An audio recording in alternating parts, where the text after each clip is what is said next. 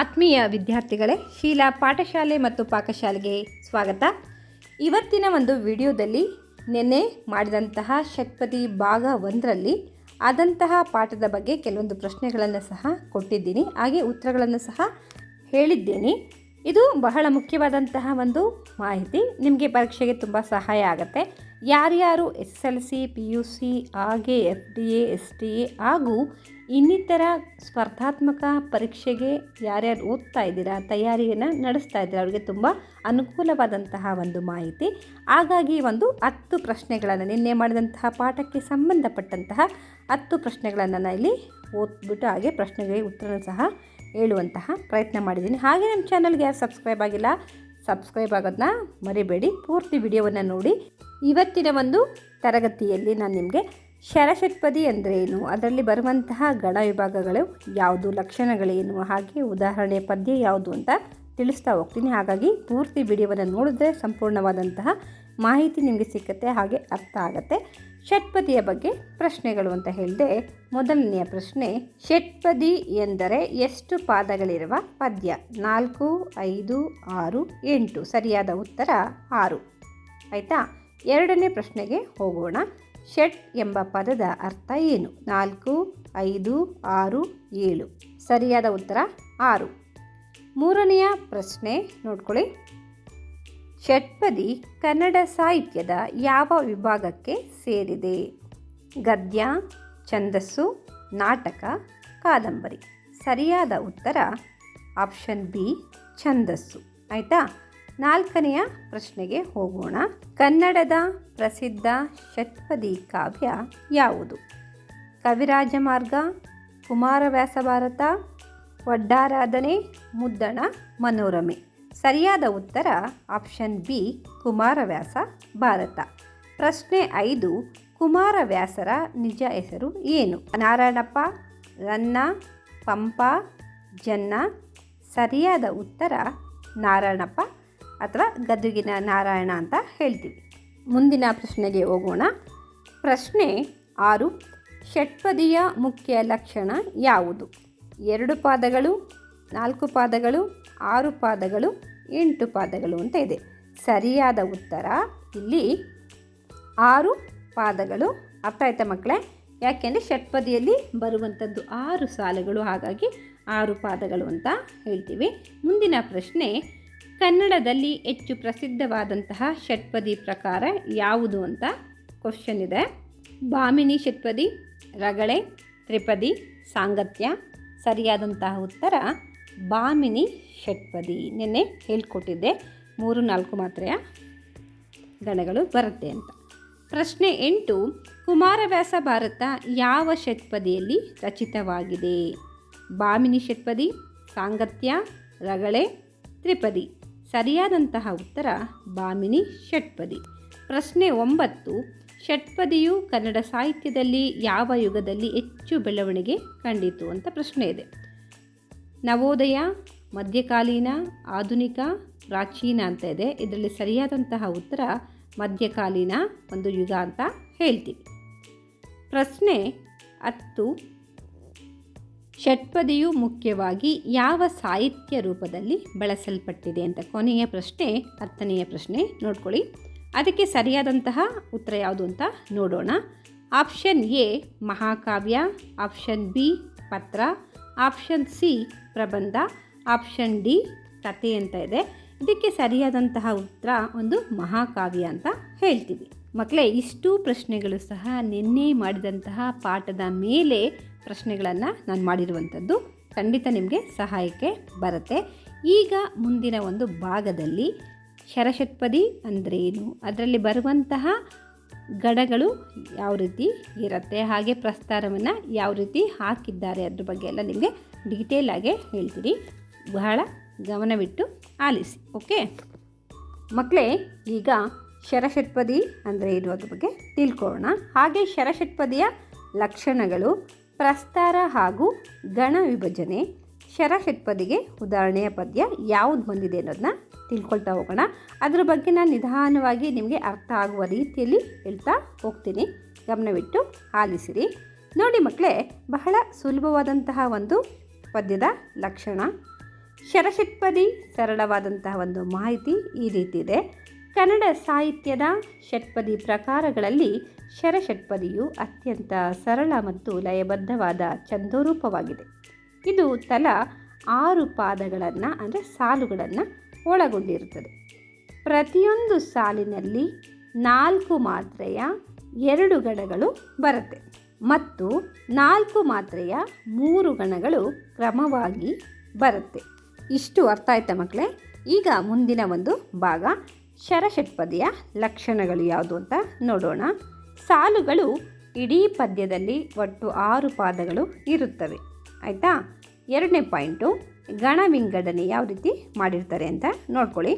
1, 2, 4 ಮತ್ತು 5ನೆಯ ಪಾದಗಳಲ್ಲಿ 4 ಮಾತ್ರೆಯ 2 ಗಣಗಳು ಬರುತ್ತೆ. ಅಂದರೆ 1, 2, 4, 5 ಸಾಲೇನಿದೆ ಅಲ್ಲಿ ಬರುವಂತಹ ಮಾತ್ರೆಗಳ ಸಂಖ್ಯೆ ಸಮವಾಗಿರುತ್ತೆ. 4 ಮಾತ್ರೆಯ 2 ಗಣಗಳು ಬರುತ್ತೆ. ಆಯಿತಾ? ಈಗ ನೆಕ್ಸ್ಟ್ ಪಾಯಿಂಟಿಗೆ ಹೋಗೋಣ. 3 ಮತ್ತು 6ನೆಯ ಪಾದಗಳಲ್ಲಿ 4 ಮಾತ್ರೆಯ 3 ಗಣಗಳು ಬರುತ್ತೆ. ಅಂದರೆ 12 ಮಾತ್ರೆಗಳು ಬರುತ್ತೆ. ಪೂರ್ವಾರ್ಧ ಮತ್ತು ಉತ್ತರಾರ್ಧದಲ್ಲಿ ಬರುವಂತಹ ಮಾತ್ರೆಗಳು. ಆಯಿತಾ? ಈಗ ಪ್ರಾಸದ ಬಗ್ಗೆ ನೋಡ್ಕೊಳ್ಳೋಣ. ನಿಯಮಿತವಾಗಿ ದ್ವಿತೀಯ ಅಕ್ಷರ ಪ್ರಾಸವನ್ನು ಅಂದರೆ 2ನೇ ಅಕ್ಷರ ಒಂದೇ ಆಗಿರುವಂತೆ ಕಾಯ್ದುಕೊಳ್ಳಲಾಗುತ್ತೆ. ಆಯಿತಾ? ಪ್ರತಿಯೊಂದು ಪದ್ಯದ ಸಾಲಿನಲ್ಲಿ 2ನೇ ಅಕ್ಷರ ಒಂದೇ ರೀತಿಯಾಗಿ ಬರುತ್ತೆ. ಅದನ್ನು ಇಲ್ಲಿ ಪದ್ಯದಲ್ಲಿ ಬರುವಂತಹ ಪ್ರಾಸ ಅಂತ ಹೇಳ್ತೀವಿ. ಅಂತ್ಯದ ನಿಯಮ 3 ಮತ್ತು 6ನೇ ಪಾದಗಳ ಕೊನೆಯಲ್ಲಿ 1 ಗುರು ಬರುತ್ತದೆ. ಅದು ಪದ್ಯದ ನಿಯಮ. 3 ಮತ್ತು 6ನೇ ಸಾಲಿನ ಕೊನೆಯ ಅಕ್ಷರ ಲಘುವಾಗಿರೋದನ್ನ ಗುರು ಅಂತ ನಾವೇನು ಮಾಡ್ತೀವಿ, ಕನ್ಸಿಡರ್ ಮಾಡ್ತೀವಿ. ಈಗ ಮುಂದಿನ ಭಾಗದ ಬಗ್ಗೆ ನೋಡ್ಕೊಳ್ಳೋಣ. ಶರಷಟ್ಪದಿಯ ಮುಖ್ಯ ಭಾಗ ತುಂಬ ಇಂಪಾರ್ಟೆಂಟ್ ಆಗಿರುವಂತಹ ಒಂದು ಇನ್ಫಾರ್ಮೇಷನ್ ಕೇಳಿಸ್ಕೊಳ್ಳಿ. ಶರಷಟ್ಪದಿಯು ಷಟ್ಪದಿಗಳಲ್ಲಿನ ಪ್ರಮುಖ ಪ್ರಕಾರಗಳಲ್ಲೊಂದು. ಶರವೇ ಷಟ್ಪದಿಯಲ್ಲಿ ಅತ್ಯಂತ ಚಿಕ್ಕದಾದಂತಹ ಒಂದು ಷಟ್ಪದಿ. ಆಯಿತಾ? ನಾಗವರ್ಮ ಹೇಳಿರುವ ಇದರ ಲಕ್ಷಣಗಳು ಈ ರೀತಿ ಇದೆ. ಶರಷಟ್ಪದಿಯಲ್ಲಿ ಒಟ್ಟು 6 ಪಾದಗಳಿರುತ್ತವೆ, 6 ಸಾಲುಗಳಿರುತ್ತೆ. ಆಯಿತಾ? 1, 2, 4 ಮತ್ತು 5ನೆಯ ಸಾಲುಗಳು ಪರಸ್ಪರ ಯಾವಾಗಲೂ ಸಮವಾಗಿರುತ್ತೆ. 4 ಮಾತ್ರೆಯ 2 ಗಣಗಳು ಬರುತ್ತೆ. 4 2 8 ಅಂತ ಹೇಳ್ತೀವಿ. ಒಟ್ಟು 8 ಮಾತ್ರೆ 2 ಗಣಗಳಲ್ಲಿ ಬರುತ್ತೆ. ಆಯಿತಾ? ಹಾಗೆ 3 ಮತ್ತು 6ನೆಯ ಪಾದಗಳಲ್ಲಿ 3 ಮತ್ತು 6ನೇ ಸಾಲಿನಲ್ಲಿ 4 ಮಾತ್ರೆಯ 3 ಗಣಗಳು ಬರುತ್ತೆ. 4 3 12. 3 ಮತ್ತು 6ನೇ ಸಾಲಿನಲ್ಲಿ ಬರುವಂತಹ ಒಂದು ಗಣಗಳು 12 ಮಾತ್ರೆಯಿಂದ ಇರುತ್ತೆ. ಕೊನೆಯಲ್ಲಿ 1 ಗುರು ಬರುತ್ತದೆ.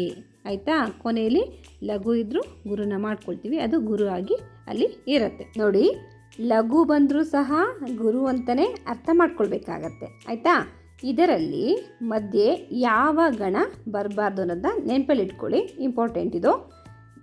ನೋಡಿ, ಒಂದು ಲಘು, ಒಂದು ಗುರು, ಹಾಗೆ ಮತ್ತೊಂದು ಲಘು ಇತ್ತು ಅಂದರೆ ಇದನ್ನು ಜಗಣ ಅಂತ ಹೇಳ್ತೀವಿ. ಈ ಜಗಣ ಬರಬಾರ್ದು. ಶರಷಟ್ಪದಿಯಲ್ಲಿ ಯಾವುದೇ ಕಾರಣಕ್ಕೂ ಜಗಣ ಅನ್ನುವಂಥದ್ದು ಗಣ ಬರಬಾರ್ದು. ಅದನ್ನು ನೋಡ್ಕೊಳ್ಳಿ. ಆಯಿತಾ? ಈಗ ಮುಂದಿನ ಭಾಗದ ಬಗ್ಗೆ ನೋಡೋಣ.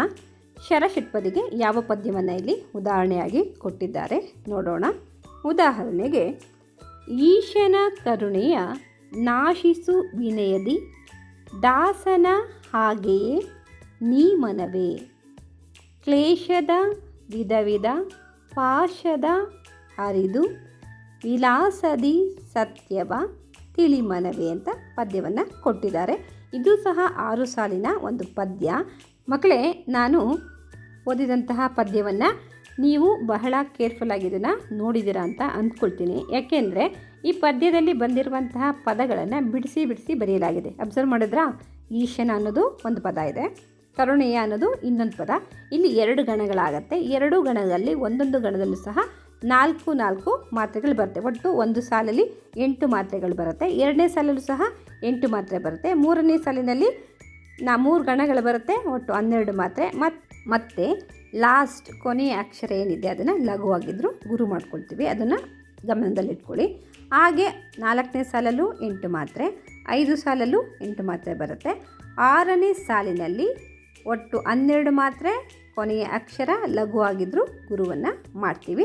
ಒಟ್ಟು 12 + 2 ಇಲ್ಲಿ 14 ಆಗುತ್ತೆ. 3 ಮತ್ತು 6ನೇ ಸಾಲಿನಲ್ಲಿ 14 ಮಾತ್ರೆಗಳು ಬರುತ್ತೆ. ನೋಡ್ಕೊಳ್ಳಿ ಮಕ್ಕಳೇ, ಈಗ ಗಣ ವಿಭಾಗವನ್ನು ಯಾವ ರೀತಿ ಮಾಡಿದ್ದಾರೆ ಅನ್ನೋದನ್ನ ನಿಮಗೆ ತೋರಿಸ್ತಾ ಇದ್ದೀನಿ ನೋಡಿ. ಇಲ್ಲಿ ಈಶನ ಅನ್ನೋದು ಒಂದು 3 ಅಕ್ಷರದ ಪದ.